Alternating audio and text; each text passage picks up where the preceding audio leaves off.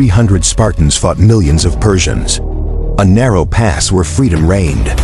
This was Thermopylae's last epic defense, a battle that changed the course of history. The year was 480 BCE, and the Aegean winds carried more than the scent of salt and pine across the rugged Greek coast. They carried rumor and fear. From the great cities of Ionia to the mountain villages of Thessaly, people whispered the same name, Xerxes. The King of Kings, ruler of the vast Persian Empire, was coming west with an army so large that ancient storytellers struggled to count it. Some said 1,000,000 men. Modern historians temper those numbers, but even the most cautious agree it was a force unprecedented in the ancient world. 10 years earlier, Xerxes' father, Darius I, had launched his own invasion of Greece and suffered a humiliating defeat at Marathon. That failure lingered like a bitter taste in Persian memory. Xerxes would not repeat it. He spent years gathering soldiers from every corner of his empire, horsemen from the steppes of Central Asia, archers from the Nile Delta, warriors from Babylon and Bactria.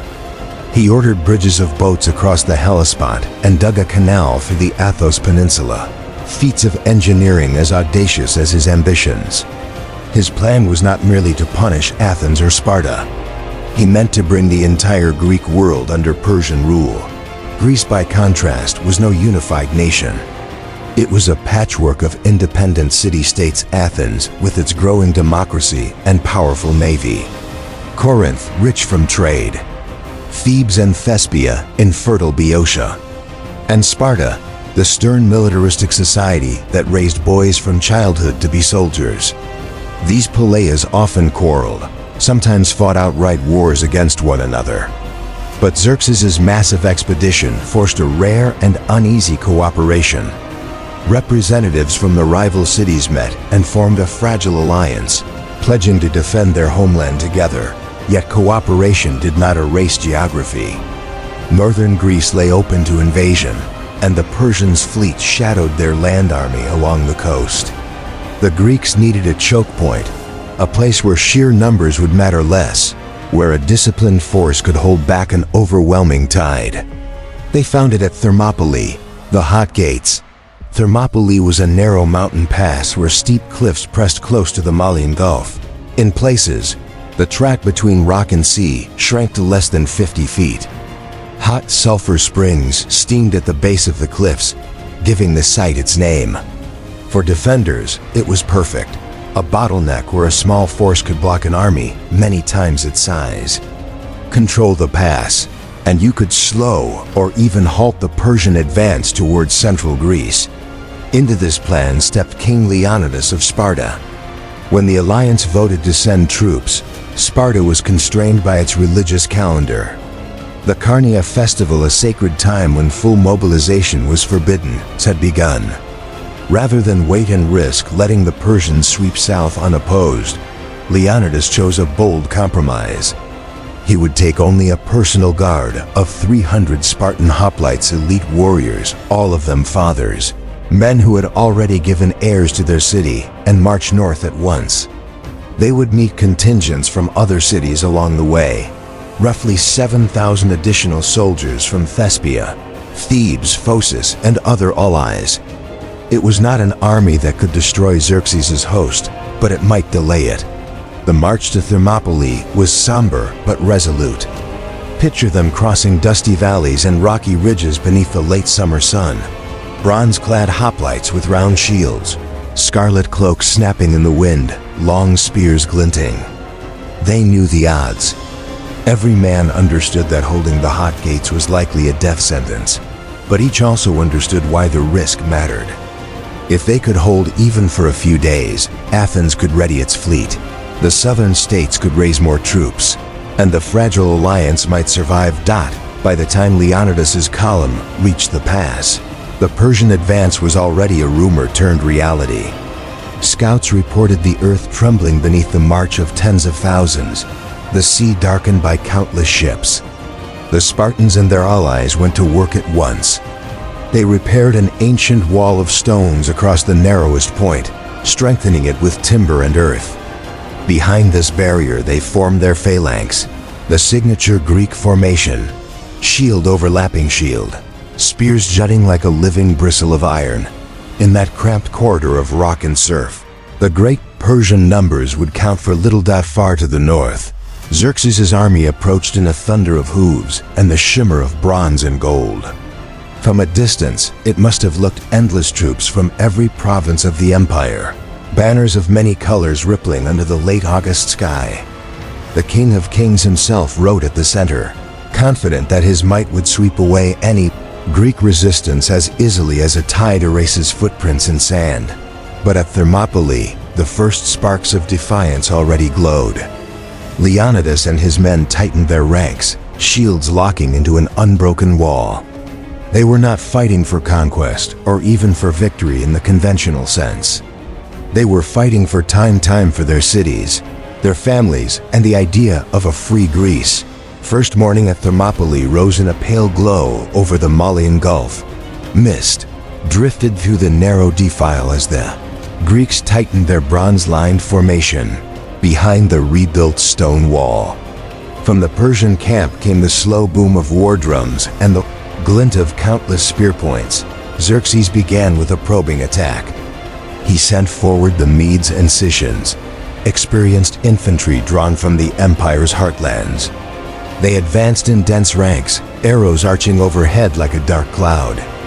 But when the charge funneled into the choke point, sheer numbers meant little. The Greek phalanx, a wall of overlapping shields and thrusting spears, absorbed the assault. Leonidas rotated his front lines with precision, ensuring no man weakened the barrier. Spears snapped, shields rang, and the Persians were driven back again and again. By dusk the pass was carpeted with Persian dead, while Greek casualties were remarkably few. Day 2, the immortals tested humiliated.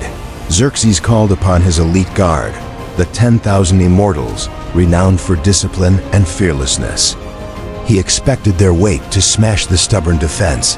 They advanced under a rain of Persian arrows, but the narrow ground betrayed them. Spartans and allies pretended to yield, then wheeled back in sudden countercharge, driving the immortals into chaos. Spears thrust in perfect rhythm. Bronze shields locked tight. By evening, the best soldiers of Persia had failed where common troops had failed before. Xerxes was forced to withdraw, frustrated and astonished that a few thousand Greeks could resist the largest army he had ever assembled. That night, destiny turned on a single act of treachery. A local Greek named Ephialtes approached the Persian camp with critical knowledge. A hidden goat path, the Anapia Trail, snaked over the mountains behind the Greek line. Xerxes seized the chance. He dispatched his immortals to march the path under cover of darkness and outflank the defenders. Greek scouts spotted the maneuver and rushed to Leonidas. The king understood the trap at once. The pass would soon be attacked from both front and rear. He convened a brief council and ordered the majority of the allied troops to withdraw south, preserving forces for the battles still to come. He and his 300 Spartans would remain. So did roughly 700 Thespians, who chose to stay despite knowing the fate that awaited them, and about 400 Thebans who had little choice but to fight. Day 3, the last stand at dawn. Leonidas addressed his men. Ancient sources record few of his words, but the message was clear. They would fight to the end. The Greeks advanced beyond the wall to meet the enemy on open ground. Determined to inflict maximum damage, Persian troops closed in from both sides. Arrows darkened the sky. Spears splintered. When their long spears broke, the Spartans drew short swords. When swords snapped, they fought with shields, daggers, even bare hands. Leonidas fell in the melee, and his men formed a circle around his body to prevent capture. One by one, they were cut down. By late morning, the pass was silent but for the surf and the groans of the wounded. The Persians had won the ground at a staggering cost. Thermopylae was, in strict military terms, a Persian victory. Yet its strategic effect was profound. The stubborn defense delayed Xerxes long enough for Athens to evacuate its people and prepare its navy, leading directly to the decisive Greek triumphs at Salamis and Plataea the following year. The sacrifice of Leonidas and his companions became legend. A stone stele still stands at the Hot Gates, engraved with the poet Simonides' lines, "Stranger, tell the Spartans that we lie here obedient to their laws." The smoke of battle drifted away, but the story of Thermopylae only grew larger with time. Xerxes had forced the pass and marched south, burning and evacuated Athens, yet the cost of those 3 days at the Hot Gates would haunt him. His seemingly unstoppable momentum slowed. The delay gave Athens the precious days needed to ready its navy and to lure the Persian fleet into the narrow straits of Salamis, where Greek seamanship and strategy would deliver a decisive victory. Less than a year later, at Plataea, a united Greek army finished what Leonidas had begun, driving the Persians from the Greek mainland for good. By every tactical measure, Thermopylae was a loss for the Greeks. The defenders were annihilated, the pass captured. Yet in a broader sense, it was a masterstroke. Leonidas and his men achieved what their alliance required: time and inspiration. The defense transformed a collection of rival city-states into something closer to a nation. The legend of 300 Spartans, joined by their Thespian and Theban comrades, became a rallying cry that echoed across the Aegean.